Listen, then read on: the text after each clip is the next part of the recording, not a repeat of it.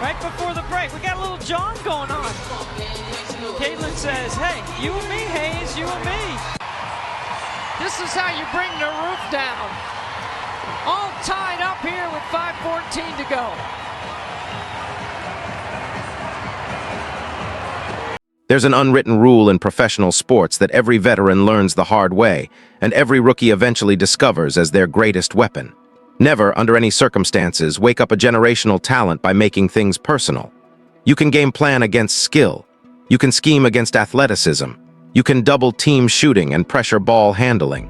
But you cannot game plan against rage channeled through elite talent. You cannot stop a player who has decided, in the middle of a nationally televised game, that she is going to destroy you and make sure you remember it. That's exactly what happened when the Golden State Valkyries walked into their matchup against the Indiana Fever with a simple plan. Get physical with Caitlin Clark, bump her, frustrate her, and knock her out of rhythm before she ever got comfortable. It's the blueprint that every team has been whispering about across the league. Pressure her early, make her uncomfortable, and hope she folds. The Valkyries executed that plan perfectly in the opening minutes.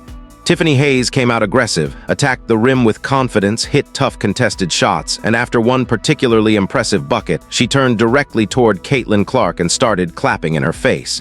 The cameras caught everything. The jawing, the tension. The moment the entire atmosphere of the arena shifted from a regular season basketball game into something far more dangerous. Because what Tiffany Hayes didn't realize, what the entire Golden State franchise failed to account for, was that she hadn't just poked the bear. She had unlocked something inside Caitlin Clark that the WNBA has never fully seen before. A cold, calculated, ruthless version of a player who was already rewriting the record books. And by the time the final buzzer sounded, the Valkyries weren't just defeated, they were dismantled. This is the story of the night Caitlin Clark stopped being polite and reminded every single player, coach, and doubter across professional women's basketball that she isn't just the most talked about player in the league. She is becoming the most dangerous. Leading into this game, the conversation around the WNBA had shifted in a very specific direction. Opposing coaching staffs, analysts, and former players had all started landing on the same conclusion. If you want to neutralize Caitlin Clark, you have to make the game ugly.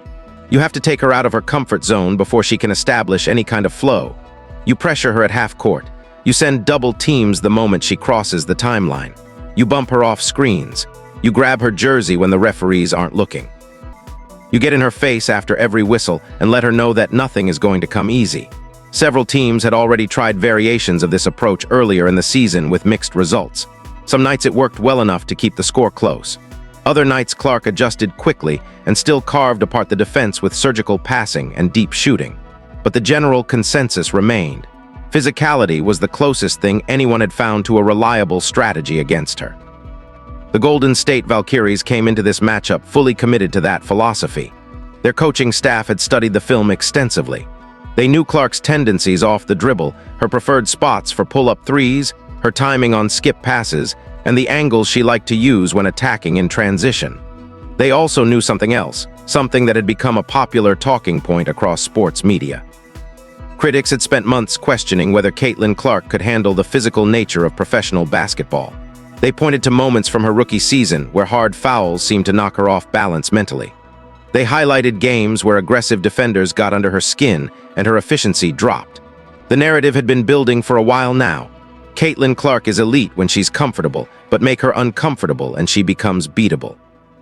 Golden State walked into that arena believing every word of it. Tiffany Hayes, in particular, seemed determined to be the one who proved it on the biggest stage. The game started exactly the way Golden State wanted it to. The Valkyries came out with aggressive defensive rotations, switching quickly onto Clark and sending help defenders early to cut off her driving lanes. Hayes was locked in from the opening tip. She attacked the basket with purpose, hitting a series of tough shots that gave Golden State early momentum. The Valkyries looked sharp, physical, and completely unafraid. Then came the moment that changed everything. After hitting a contested shot near the basket, Tiffany Hayes turned directly toward Caitlin Clark and began clapping in her face. Not subtle, not indirect, directly in her face with eye contact and obvious intent. The message was unmistakable: I'm here. I'm not afraid of you. And tonight, you're going to deal with me. The cameras caught Clark's reaction in real time. For a brief moment, her expression shifted. You could see the switch flip behind her eyes. The relaxed, measured composure she had been carrying early in the game vanished. In its place was something colder, something more focused, something that veteran athletes recognize immediately because they've seen it in the eyes of champions throughout the history of sports. She wasn't angry in the way that leads to mistakes. She was angry in the way that leads to destruction. Both benches noticed. The crowd noticed. The broadcast team noticed. Within seconds, the energy inside the arena transformed completely. This was no longer a routine regular season basketball game. This was a personal vendetta being settled in front of thousands of witnesses. What followed was one of the most electrifying stretches of basketball the WNBA has produced this season. Caitlin Clark crossed half-court with the ball, saw Tiffany Hayes standing directly in front of her at the logo, and without a moment of hesitation, pulled up from 30 feet and launched a shot that had no business going in. The ball ripped through the net with a sound that silenced one bench and sent the other into absolute chaos. But it wasn't just the shot that sent shockwaves through the building. It was what happened immediately after. Clark stepped toward Hayes, locked eyes with her, and delivered a stare down that lasted long enough for every camera in the arena to capture it from multiple angles. Fans who were watching closely believe they read her lips saying 4 words that have since exploded across social media. "I am the real deal." The arena erupted. Indiana's bench jumped to their feet. The crowd noise hit a level that made it difficult for the broadcast team to speak over. And from that moment forward, the Valkyries looked like a team that had just watched all of their confidence evaporate in the span of a single possession. Tiffany Hayes, who had been cooking early in the game, suddenly could not find her rhythm. Layups that had been falling with ease in the first quarter started rimming out. Open looks from mid-range clanked off the iron. Drives to the basket that should have resulted in easy scoring opportunities turned into forced, off-balance attempts that had no chance of going in. Her teammates weren't faring much better. The entire Golden State offense seemed to seize up, as if the psychological blow of Clark's response had infected the entire roster simultaneously. Meanwhile, Caitlin Clark was just getting started. The Logo 3 was the headline moment, but what made the rest of the game truly terrifying for Golden State was the completeness of Clark's takeover. This wasn't a one-dimensional scoring explosion. This was the full arsenal, deployed with surgical precision against a defense that had completely lost its composure. She hit pull-up threes from distances that forced defenders to pick her up near half-court. When they did, she blew past them with crossovers that created wide-open driving lanes. When they collapsed to stop her penetration, she delivered thread-the-needle passes to cutters and shooters with timing so precise it looked choreographed. She hit mid-range fadeaways over taller defenders. She attacked in transition with a fearlessness that dared anyone to step in front of her.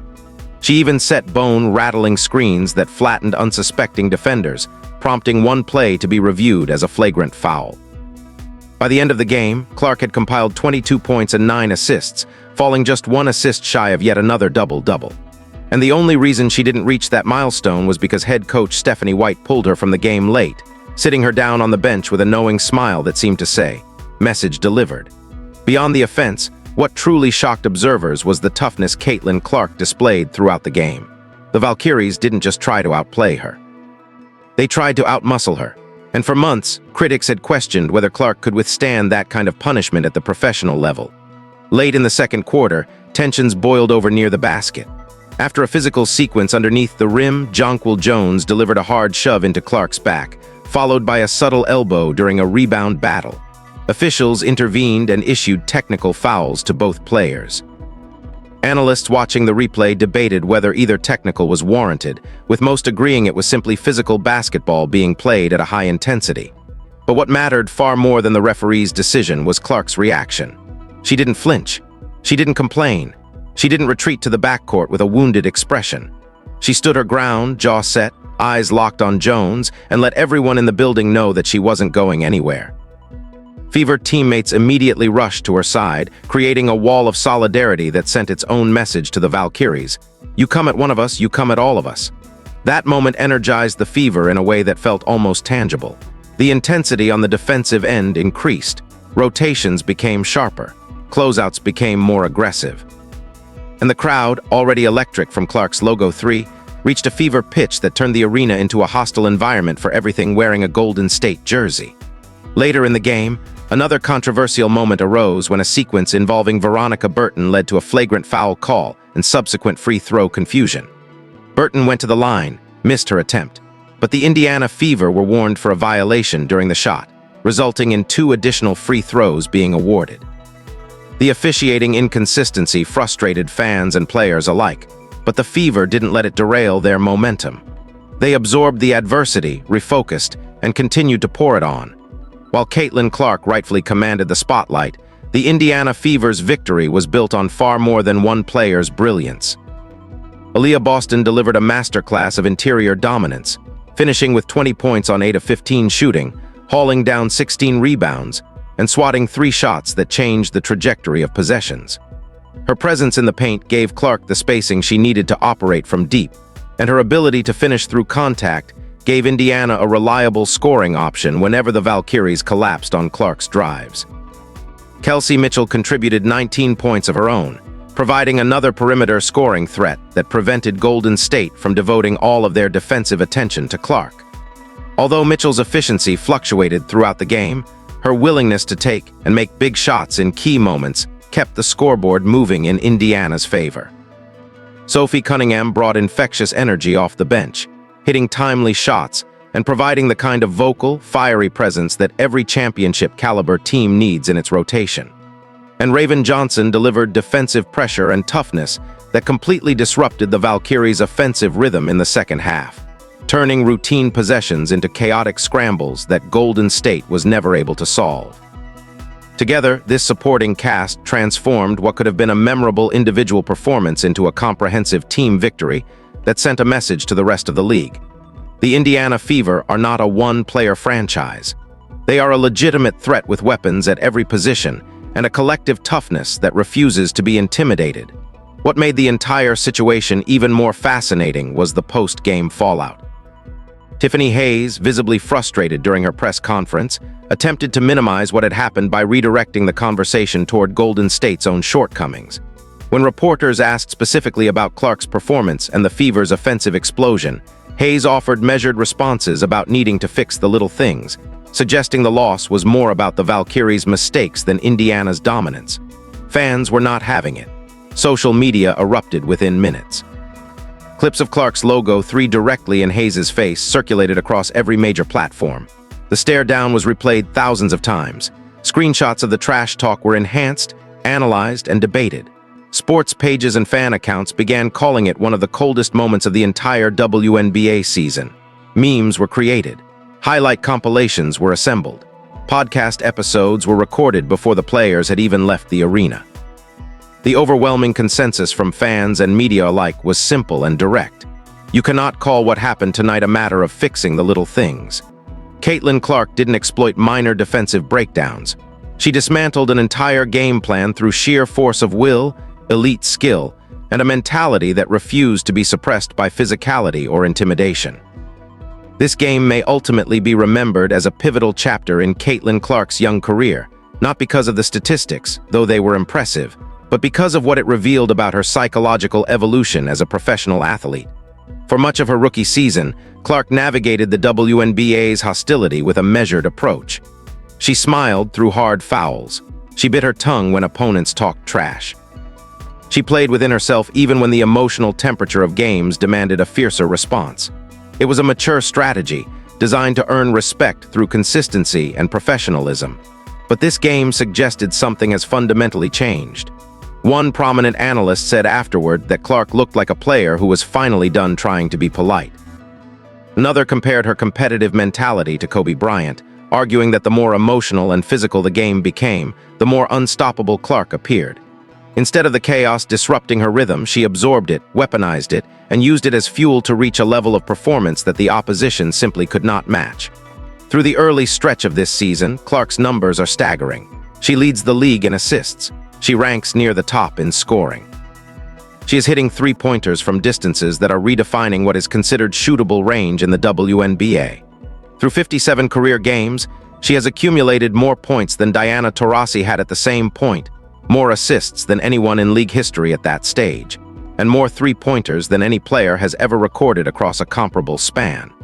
Coaches around the league are openly discussing how impossible it has become to defend her range. Players are wrestling with the frustration of competing against someone who generates this much attention. And crowds continue to explode every single time she crosses half court, creating an atmosphere that elevates every game she plays in. The fear is growing. You can feel it in the way opposing coaches talk about game planning against her, with a resignation that suggests they know their best strategies might not be enough. You can see it in the way defenders press higher and higher up the court, only to watch Clark pull up from 30 feet or blow past them with a crossover that leaves them grasping at air. You can hear it in the post-game press conferences where opponents try to downplay what just happened, knowing full well that every person watching saw the truth with their own eyes. This was the night Caitlin Clark stopped asking for permission and started taking what she believes is rightfully hers. This was the night she stopped absorbing the physicality and started dishing it back. This was the night she stopped biting her tongue and started telling opponents exactly what she thinks of their attempts to slow her down. The logo 3 in Tiffany Hayes' face wasn't just a basketball shot. It was a declaration. It was a message delivered to every player, every coach, and every front office across the WNBA. I'm not going to be bullied out of this league. I'm not going to shrink under pressure. And the more you try to make this personal, the worse it is going to get for you. Tiffany Hayes may have started this fire by clapping in Caitlin Clark's face during the first quarter, but by the final buzzer, the only thing burning was Golden State's game plan, reduced to ashes by a 22-year-old who has decided she is done playing nice. The question for the rest of the league is no longer whether Caitlin Clark can handle the physicality, the trash talk, and the constant targeting. That question was answered definitively on this night. The real question, the one that should keep every opposing coach awake at night, is far simpler and far more terrifying. What happens now that she's embraced it? Because if this version of Caitlin Clark, the one who feeds off hostility, who answers trash talk with logo 3s, who responds to shoves with stare downs and dagger passes, if this version becomes the standard and not the exception, then the rest of the WNBA isn't just dealing with a great player. They are dealing with an era. And eras, as history has taught us over and over again, do not end because someone claps in your face. They end when the person standing at the center of them decides they are finished. Caitlin Clark doesn't look anywhere close to finished. She looks like she's just getting started. Drop your thoughts below. Do you think Tiffany Hayes made a massive mistake by waking up Caitlin Clark? Or is this just the beginning of Clark taking over the entire WNBA? Let us know in the comments. Subscribe for daily WNBA coverage, Caitlin Clark highlights, Indiana Fever updates, and full game breakdowns.